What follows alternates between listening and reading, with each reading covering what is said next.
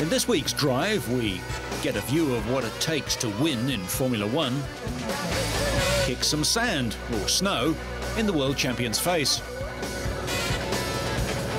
race to the finish of a tragic Dakar, and see the two-wheeled magicians start a new season. All this and more in this week's Drive.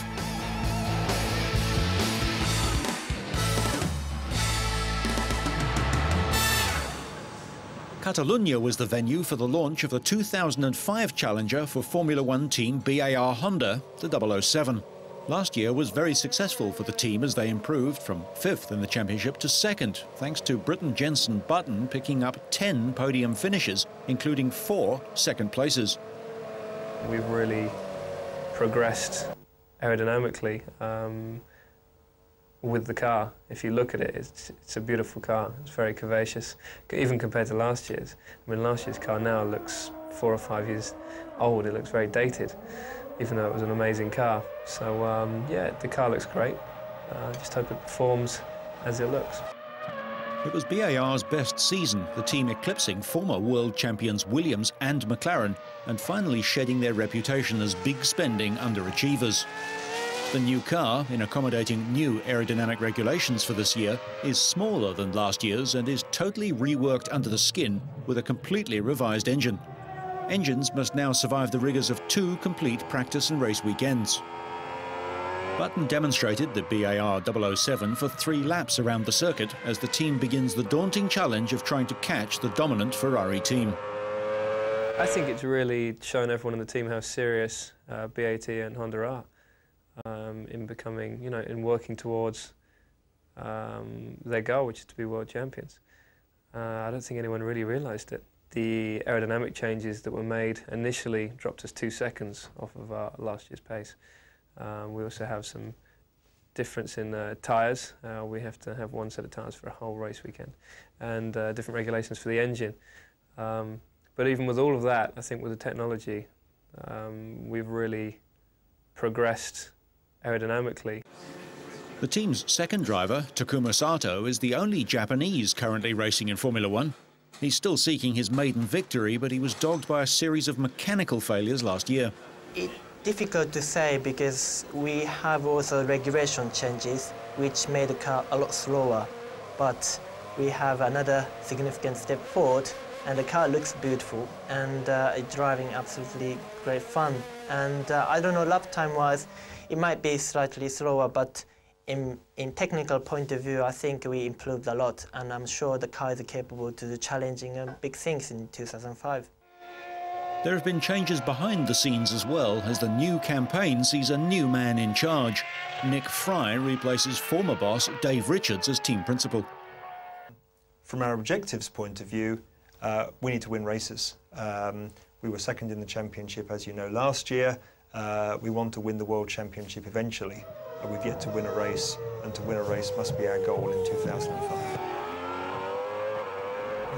2003年から2004年にかけて、僕たちはものすごいステップを We took a big step between 2003 and 2004. The season started with a lot of suspense and excitement, as we didn't really know where we stood competitively. But it turned out wonderfully in the end, as we got second place in the Constructors' Championship, and I got to stand on the podium. It was a solid season, full of experiences. I'm looking forward to the 2005 season. Of course, no one knows how far we can go, and everyone is striving to be number 1. But we will do our best.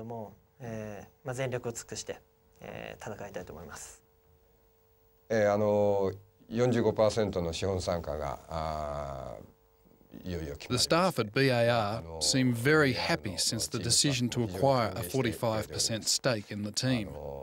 やはりホンダがコミットメントを This makes Honda's commitment concrete, and I hope that their motivation will rise even higher. モチベーションもさらに上がるというふうに期待しております。 Honda's commitment makes them the 7th motor manufacturer with a major stake in Formula One. Meanwhile, the new Sauber Petronas C24 was also being put through its initial paces in Spain by Felipe Massa. His Canadian teammate Jacques Villeneuve would get his first drive 3 days later. The changes from C23 to C24 were mainly dictated by the rule changes because the aerodynamic is reduced drastically. You can see it on front wing and diffuser, which is quite different. So we tried to gain as much back as possible on this side. And there's also a big change, which is the tyre manufacturer. We have changed from Bridgestone to Michelin now. Massa drove for Sauber for the whole of last season. The Brazilian's best place was 4th in the Belgian Grand Prix. For the aerodynamicists in particular, the C24 represents a great challenge as the new rules give a marked reduction of downforce.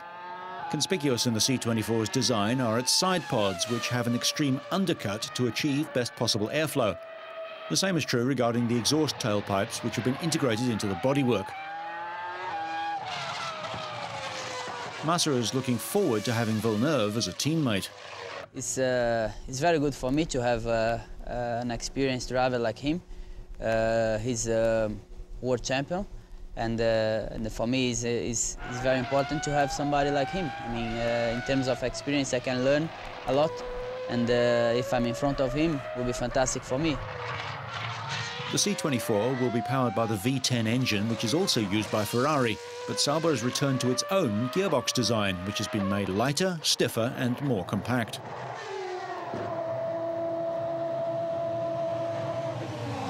It was a good feeling, you know. I think it was no particular problem for us during the day. Some very small details to improve in the car, but you know, I think it was very good feeling for me and for the team. In the Constructors' title last year, Sauber came 6th out of 10 teams. Elsewhere, Ferrari drivers Michael Schumacher and Rubens Barrichello and test driver Luca Badoer took to the ice as they sampled the local karting track during the team's annual winter break. And for those that hoped the 7-times champion would soon retire, he revealed he was keen to get back to work and to defend his title. About 3 months out of the car, with the exception of the Ferrari days. But yeah, I really look forward now. It has been a long winter, and the hangar is back again. Apparently the new rules are on everyone's minds. They're intended to increase competition in Formula One, but Schumacher expects they'll have the opposite effect. Any change actually will help the good teams, because the good teams, they react the best to any changes. I see no problem for us in that respect, and I think it's a big challenge for all of us to prove again how good we are. The 4th driver was MotoGP star Loris Capirossi. Despite the friendly nature of the event, the Ferrari trio didn't hold back as they sought to gain the edge on their teammates. I think it's going to be a hard season, that's for sure. It's going to be interesting, long, new rules for the tire, just one tire for the whole race, one engine for 2 races, so it's going to be very interesting. I mean, it's going to be more overtaking, I guess, because of the tire.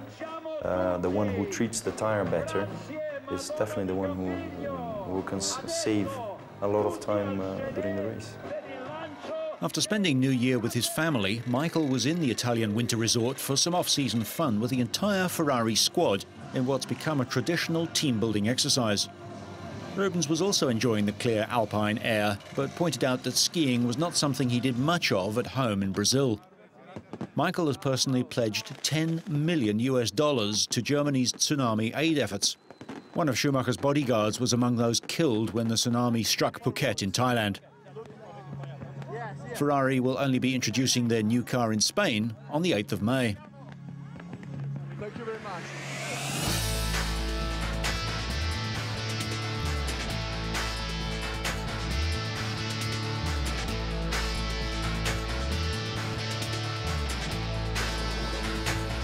We pick up the second part of our coverage of the Dakar Rally as competitors plunged into the Mauritanian desert. Esteban Pujol won his first stage of the rally, but the day belonged to Fabrizio Mioni.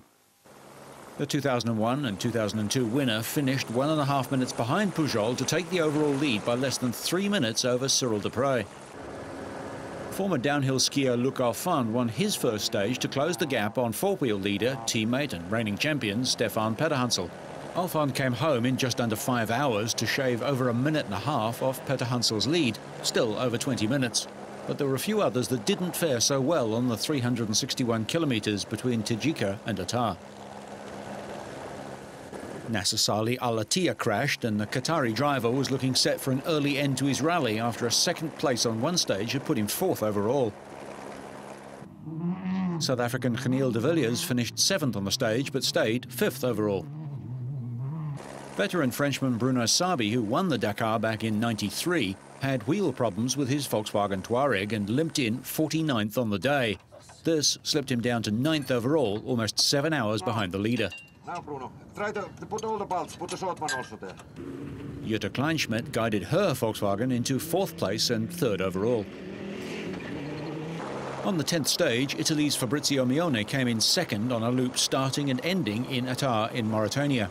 But it was Cyril Dupre of France who won the stage, his first stage victory of the race, over 10 minutes ahead of Mione, who was followed by Isidre Esteve 12 minutes later. Dupre moved into the overall lead for the motorbike event, ahead of double event winner Mione. But the day was marred by the news of the death of Spanish rider José Manuel Pérez. He was injured earlier in the event and died at a hospital in Alicante in Spain. After an accident on the rally's 7th stage, surgeons had removed his spleen and kidney, but the 40-year-old developed a fever and died.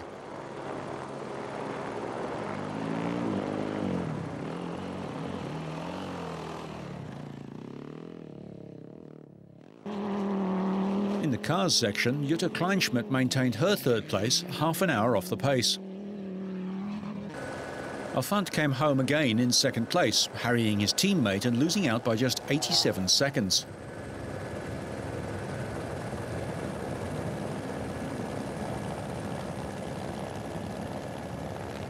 Stefan Petterhansel came out victorious, finishing the 483-kilometre leg in 5 hours, 22 minutes and 58 seconds. He remains the race's overall leader, with Alphand 21 minutes behind. At the first refuelling checkpoint on stage 11, Mione and Dupre were riding together, the two veterans sharing the navigating in the trackless desert. But it turned to tragedy as Fabrizio Mione crashed heavily 184 kilometres into the stage. Paramedics arrived by helicopter within 15 minutes, but Mione's heart had stopped as a result of the crash, and despite frantic efforts to revive him, the Italian died at the scene. Once back at the checkpoint over the Mali border, the competitors were told of the loss of one of the greatest characters in the Dakar rally. Dupre, who'd moved ahead of Mione before he crashed, was deeply affected. The organisers decided that because of the remoteness of the stage, the riders should continue on a shortened leg, and the section was won by Spaniard Marc Coma. Mione, known as the African because of his love for the region and its peoples, was racing in the Dakar for the 13th time and had said that this race would be his last. We heard the news this morning. After he fell, the medics unfortunately couldn't do anything to restart his heart. We couldn't do anything, and Fabrizio Mione passed away this morning. Fabrizio nous a quittés ce matin.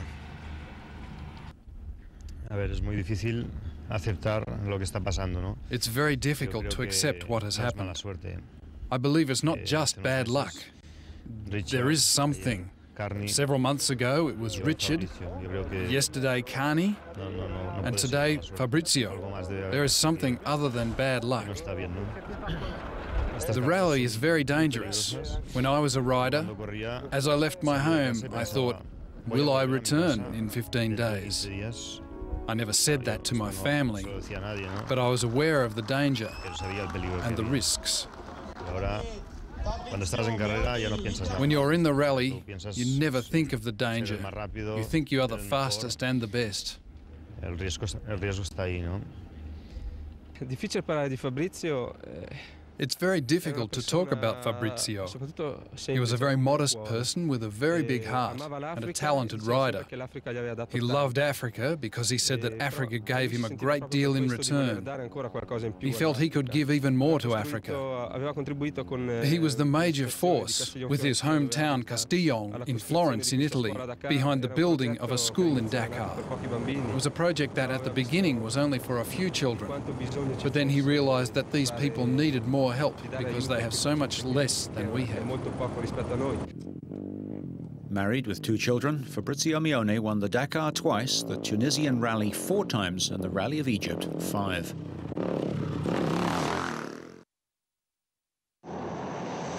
In honour of Mione, the 12th stage was cancelled for the bikes and the field was airlifted from Kiffer in Mauritania to Bamako in Mali, ahead of the resumption of racing the next day. Kenil de Villiers claimed his first stage win, covering the difficult 586-kilometre section in 7 hours and 21 minutes. Second was the Mitsubishi of Peder Hansel, who tightened his grip on first place overall with another consistent drive. Jutta Kleinschmidt couldn't build on her stage win of the previous day and finished 6th, to trail Peder Hansel by an hour and 18 minutes. It seems that only Luc Alphand can catch the reigning champion, but he conceded another 3 minutes to his teammate and trails by 23 minutes. Peder Hansel has won 4 times on a bike and last year for Mitsubishi. In the truck competition, the Dutch-Belgian trio of Gerhard de Rooij, Tom Kolsul and Arno Slaats took the stage in their DAF, but they trail Russian overall leaders Ferdas Khabirov, Eidar Balayev and Andrei Mokiev in their Kamaz by over 11 hours, with their nearest challengers more than 2 hours in arrears. The rally continued with a 370-kilometre journey from Bamako to Kayes. Wearing black armbands, the 108 bike riders took off in the middle of the Bamako night on a 205-kilometre liaison to the start of the day's special stage. The first bikers started the stage just after sunrise. Cyril Dupre had to stop and repair a flattened exhaust. He lost time but was able to make up some of it, although the stage went to Andy Caldecott. The Australian posted his second stage win, crossing the line with 2 minutes 6 seconds lead on Fretenier and 3.5 minutes on American Chris Blaze. The overall lead still belongs to Dupre, over 16 minutes ahead of Mark Comer. Comer finished 9th on the day, while Dupre was 8th. Stage 14 took the remaining drivers and riders from Kayes in Mali to Tambacounda in Senegal. The 630-kilometre trek would include a treacherous river crossing that would test more than endurance and driving ability. Ari Vatanen, a 4-time Dakar winner, took the honours in the car section, his first stage win this year. Stefan Peder Hansel avoided a big troop of monkeys on the way to a cautious 8th place. He stays on target for overall victory with a 26-minute lead. Jutta Kleinschmidt, the first and only woman to have won the Dakar and a former motorcycle racer, crashed and lost time making repairs to her damaged power steering system. She eventually crossed the line in 42nd place, but remains 3rd in the overall standings. Interestingly, the diesel-powered VW crews don't wear the hot, flame-proof suits, as the risk of fire is much lower. Brazilian Jean de Azevedo took the day's bike honours just 10 seconds ahead of David Fretenier, who moved to 5th in the overall standings. Cyril Dupre was 7th, 7 minutes off the pace, and remained at the top of the bike standings with a lead of 12 minutes and 16 seconds over Mark Comer, who's 2 minutes ahead of Alfie Cox.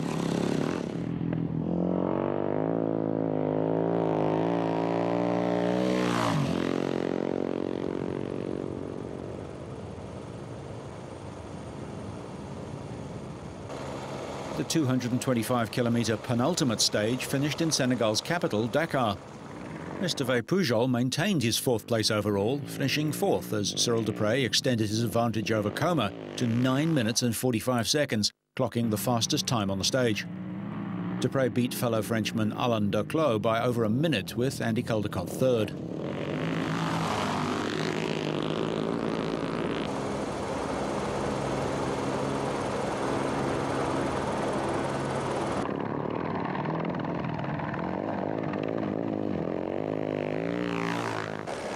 Jutta Kleinschmidt consolidated her overall 3rd place as she ended up 9th ahead of the winner of the previous stage, Ari Vatanen. Second place went to veteran Bruno Sabi, bringing his Volkswagen Turbo Diesel home 57 seconds off the pace set by Nissan's South African driver Geniel de Villiers, who won the final racing stage in 2 hours and 21 minutes to consolidate his 4th place overall. Peter Hansel, who came in 5th, maintains the overall lead with a 27-minute advantage over Luc Alphand. Both drivers were careful not to damage their vehicles and took things relatively easily. The event covers 8,956 kilometres from Barcelona in Spain to Dakar in Senegal, including 5,431 kilometres of competitive special stages. The 16th and final display stage was run along the beach outside Dakar, and Peter Hansel again took it easy, setting off alongside Mitsubishi teammate Alphand. Peter Hansel merely had to complete the course to take the title, and the Frenchman crossed the finishing line in a time of 22 minutes and 9 seconds for 11th place on the stage.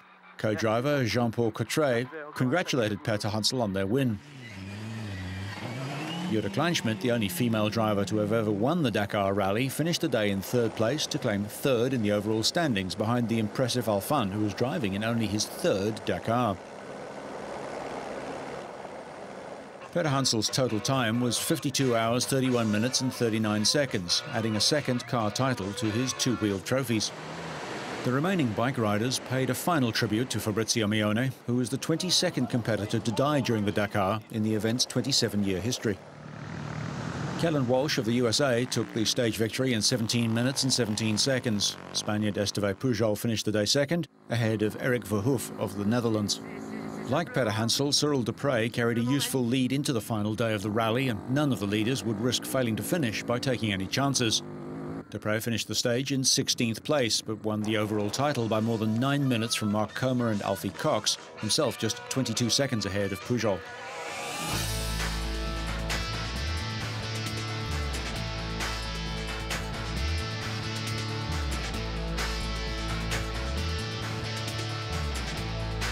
The 2005 World Indoor Trials Series began in the northern English city of Sheffield in front of 8,500 spectators and on a circuit full of difficult man-made hazards. Home favourite Dougie Lampkin has dominated the Sheffield event for 10 years, winning on 8 occasions in the past, but he failed to reach the 3-man final and could only manage 4th place during his first time out aboard the new Montesa 4-stroke machine. Lampkin lost out to his teammate Takahisa Fujinami by 2 penalties.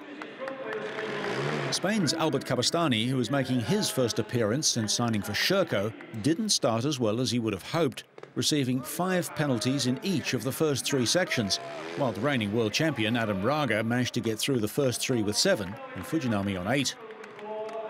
Cabestany had a good ride on section 4, which put him back in the contest with Fujinami, collecting 5 penalties and Raga getting 2. He would end the event 2nd, just 3 penalties behind Raga. All 3 riders then went on to pick up 5 penalties on section 5. Fujinami won both of his races against Cabestany and Raga, and Cabestany also beat Raga, resulting in Raga losing 2 extra marks and Cabestany losing 1 extra. Raga was then the only rider to get out of section 7 with his feet not leaving the pegs, but found himself losing 1 point on time. Sections 8 and 9 proved difficult for the riders, with Cabestany making a late comeback to snatch 2nd place, having ridden well on both, losing just 1 mark on section 8 on time, and 3 on section 9, 2 on time. Raga and Fujinami received 5 points in both sections, but it was too late for Cabestany, and his marks on time proved vital, losing him the trial to his countryman. Raga topped the podium in the first event of the year with a total of 27 penalties, with Cabestany 3 points further back in 2nd. Fujinami ended in 3rd place with a penalty total of 33. The next event in the 12-round World Indoor Series is in Marseille, in France. Finally, we pay tribute to the memory of Fabrizio Mione, a man who loved racing and Africa and her people. We'll be back next week with another episode of Drive.